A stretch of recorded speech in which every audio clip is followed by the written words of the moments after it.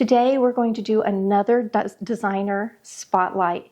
You may remember back in the summer I did one on Edith Head. It will be linked below if you're interested in seeing my Edith Head exhibit. I went to the museum in Oklahoma City. I saw all of her gorgeous things, and then I put together even more information on Edith and more pictures so you could really see a lot all about Edith and the amazing things that she designed for Hollywood.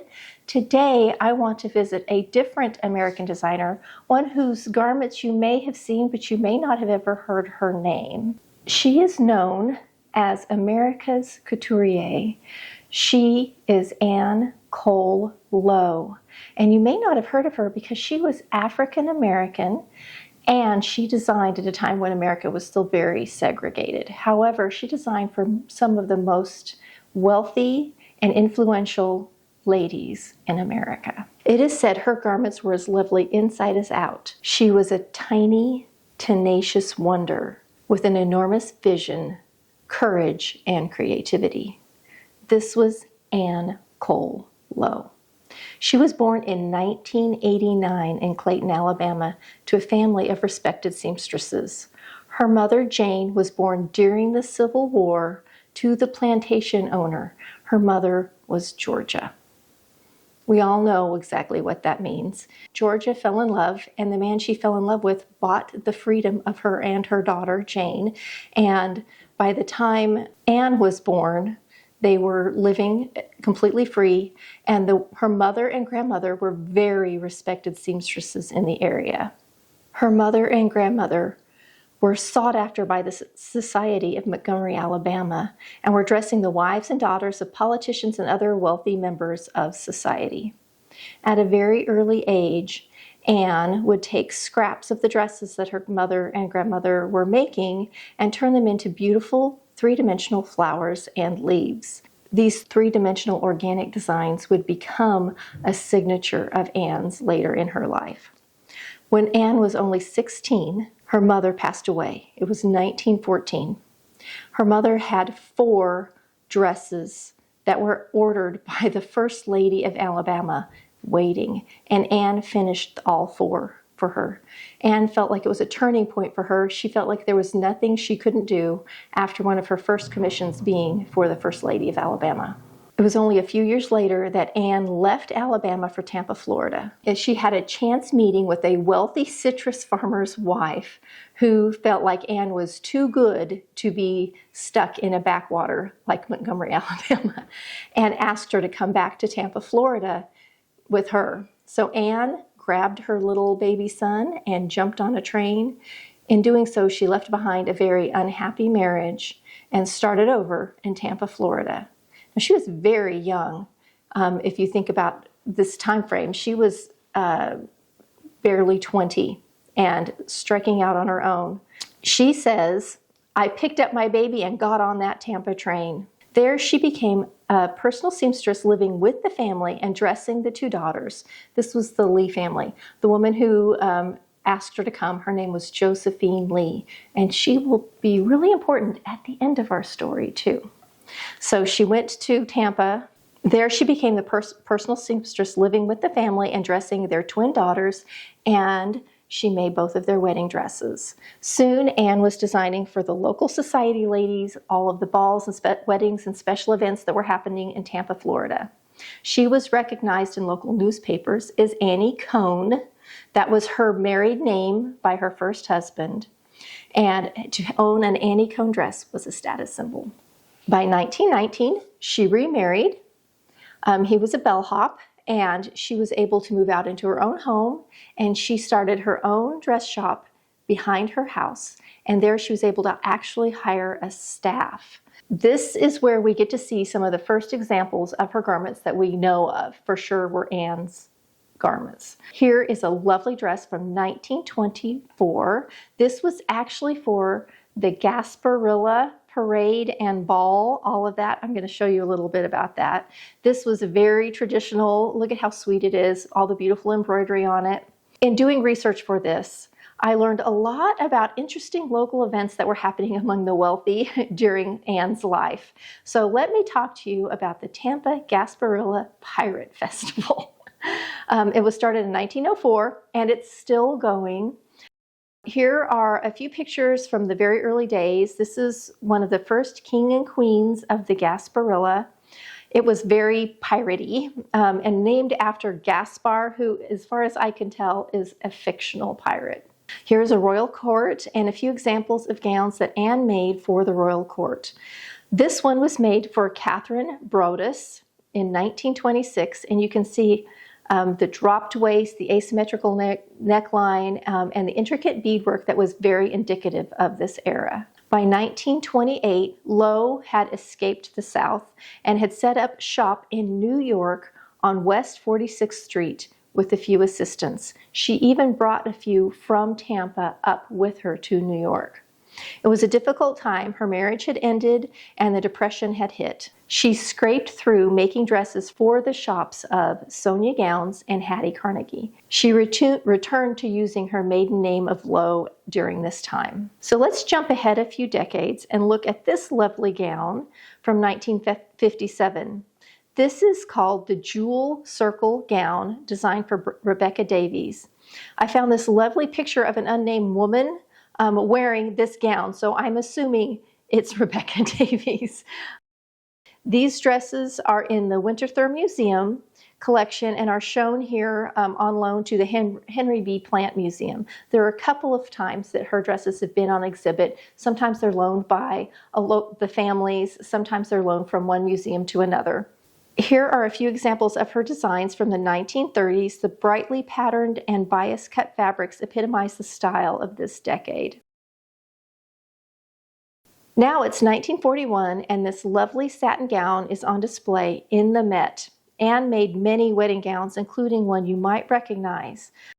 First, let's look at Olivia de Havilland in 1946 at the Academy Awards wearing a hand-painted gown by Anne Lowe.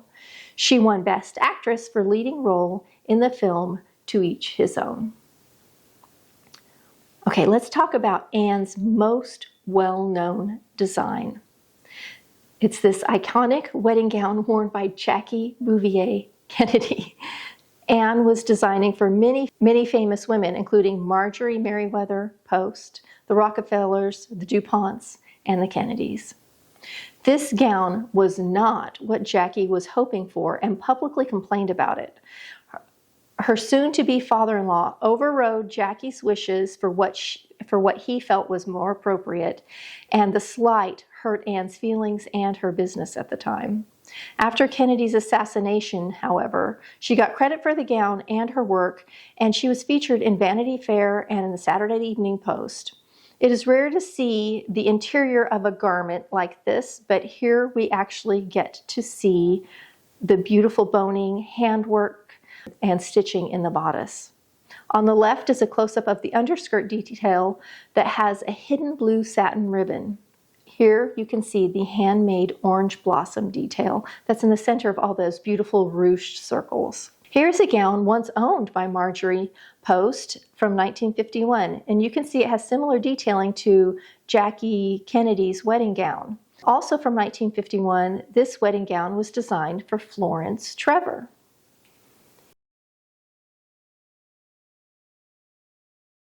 This is a 1955 Vogue feature of a debutante in her Anne Lowe gown. And here are a few more from the 1950s.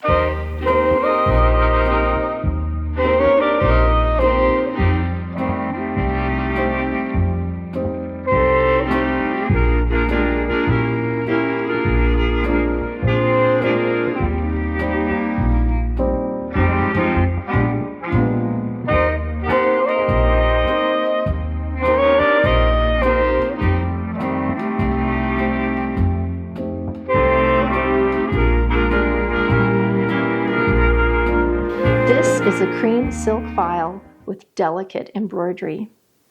You will notice in a lot of Anne's dresses that she will sort of emphasize the neckline because it emphasizes the face. It's a way to draw attention to the beauty of the wearer, but she also will organically move that design through the gown, and you will see that a lot when you look at how she designs her things. Lovely lacy cream and black cocktail dress. blush pink organza and satin with beaded bouquets,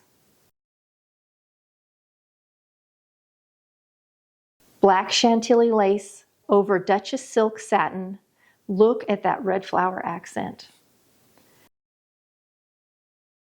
From the 1960s, this is a pearly gray sheer with lace appliques. This is another where we get to see a glimpse of the interior.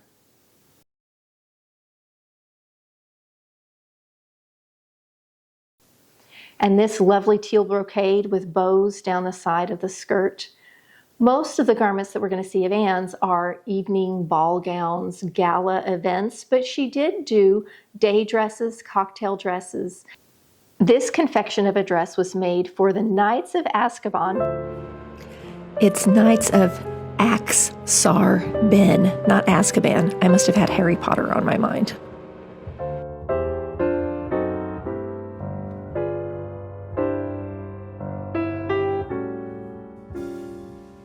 This is for the Queen of Ben. Isn't this a stunning gown? It was said that she loved it so much she had it refashioned into her wedding gown later. And we are blessed with another picture of the interior of the gown. The lace edging, boning, and buckram for structure, plus hook and eyes and elastic to keep everything in place. And the Texas Rose Queens from the early 1960s. We have two pictures of garments from Anne. This last one with the silver lame. Wow. This dress was made for Pauline Duxbury for her 1967 debutante ball. Pauline said of this dress, "I was 17 years old at the time, and the dress made me feel so grown up and beautiful." She said, "It is, in my mind, the most beautiful dress I have ever seen." A similar dress, known as the American Beauty, is what first caught my eye and sent me in research of the designer.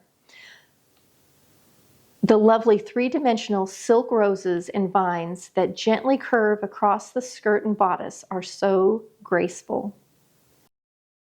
Another from around the same time. Look at how the flowers are made. And a peek at the interior. This gorgeous coral Dupioni silk gown has yet another form of flower adorning the neckline and skirt. We don't have many examples of Anne designing in black. It is said she loved blush pink and often used it. Even in this little black cocktail dress, there's blush pink accents in the flowers. Though she personally always dressed in perfectly tailored black suits and dresses with a hat and red lipstick. One of Anne's black clients was Elizabeth Mance, a gifted concert pianist. Here's the wedding gown Anne designed for Elizabeth. And if you look close in the picture, you can see Anne is actually in the background.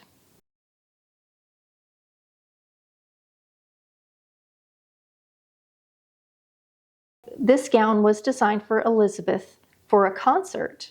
The neckline has sequins scattered that would have been lovely on stage. The empire waist of this dress is timeless. It could be from the Napoleonic time or even from Greece.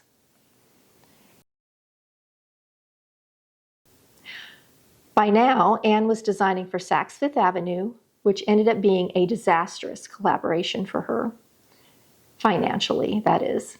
She was well respected and everyone wanted her dresses, but Saks had such a punitive contract with her that by the time she paid for all the things Saks expected her to, she was losing money on every dress that she made.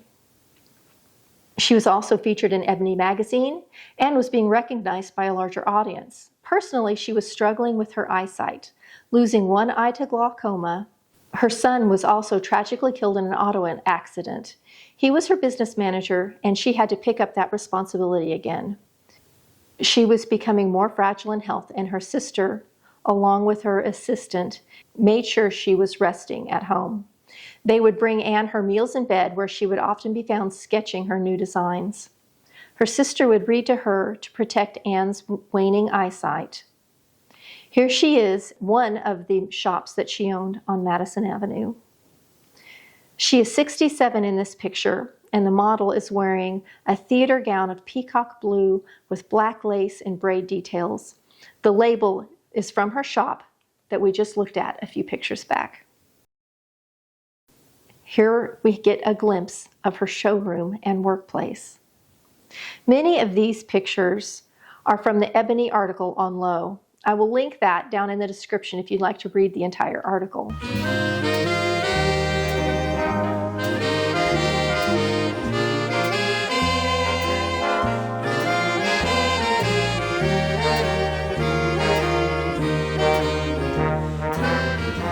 This is her assistant, Ruth Alexander. Anne called her her adopted daughter, and when Anne's sister passed away, Anne lived with Ruth, who cared for Anne until her death. This pink shift with the floral hem was for the debut of the daughter of the Hilton Hotel executive. I love this picture. Anne, who was pretty tiny, is seated between what looks like two large Barbie dolls.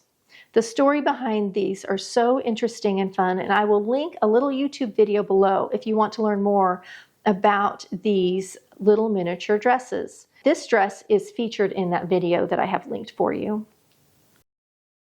This is an exhibit of the Winterthur Museum in Delaware from last year. You may recognize many of these dresses. They had a large exhibit of Anne Lowe's garments. In 1972, Anne finally retired due to her eyesight, age, and fragile health. She died in 1981.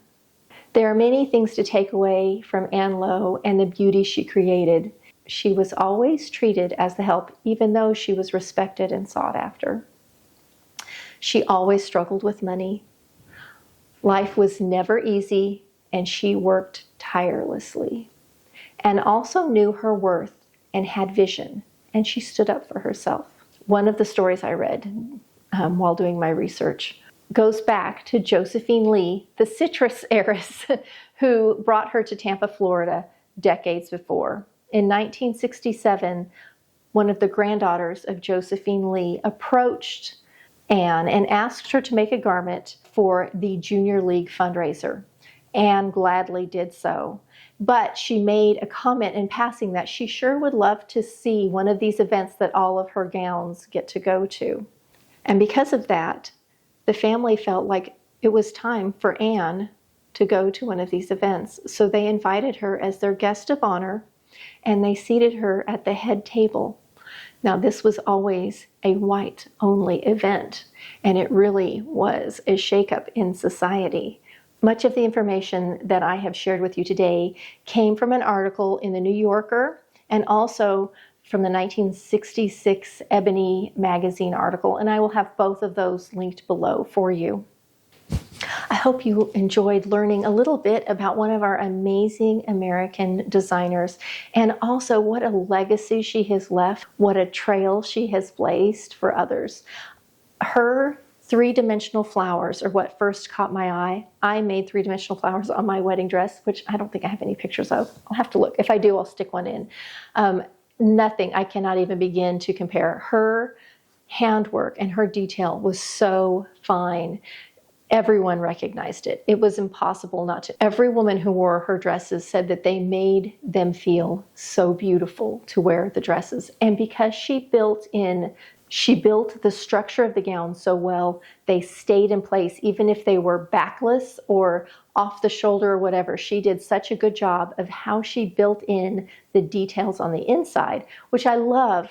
I'm pretty sure it was the Winterthur Museum that I got all those interior pictures from. I believe they also did, when they had their exhibit, they actually did sort of a deconstruction where an expert come in and show how the garments were constructed and showed the many layers. It was sort of like looking like if you were looking at a skeleton. It was the anatomy of the dress, and it was so interesting. I wish I had known about it. I would never have made it to Delaware last year, but boy, I would have liked to have seen this exhibit in person. They also had at this exhibit other Black American designers who were influenced by Anne, or who in some way Anne helped their career, which I thought was really neat. So we got, not only did we see a huge collection of Lowe's, but we also got to see some other amazing, more contemporary Black designers. Okay, friends, I'm going to talk to you about NordVPN. I am an affiliate with Nord now. It's a company I've used for a long time. And I personally use it mostly for changing my location so I can watch shows I normally couldn't get here in the USA. Currently, my favorite show is Death in Paradise, which is a UK show. I love it. I do watch it on BritBox. I'm usually, almost a whole season behind by the time it shows up here in the US. However, with the NordVPN, I can watch it pretty much right when it comes out with everyone else in the UK. The other show that I'm watching a lot of, and it's right up there with Death in Paradise. It's a spin-off. It's called Return to Paradise, and it's in Australia. And I just select Australia and can log into the AVCI view, and I've binged the entire first season of that and anxiously awaiting season 2. Are you a cozy mystery fan like I am? I read a ton, but I watch them too. If you want to watch your Japanese anime or maybe another fun show from the UK, and VPN is a great way to do it. It's also a great way to protect yourself, especially when you leave home. If you sit in a coffee shop and do your work on your computer, a VPN is a very good thing to have. It will protect you from others. They can't get into that computer and see where you are and maybe take some information off your computer, like your banking information, etc. They also have a service that protects your passwords and will actually help track your passwords across multiple devices. They have a lot of things available. I have a link below. If you're interested, you can click on it and read all about what Nord has available to you. It's as little as $3.40 a month for the most basic plan on up. And with that basic plan, you can do like I do and watch all your favorite shows in other countries. Let me know if you enjoy hearing about these creative people, and if you think this is fun. It's a little different than the videos I normally do. We will be back to sewing next week. I actually have a project that is another one that's been intimidating me that I am going to get over my fear and jump into it. So we will see that next week. See you next week for another fun video.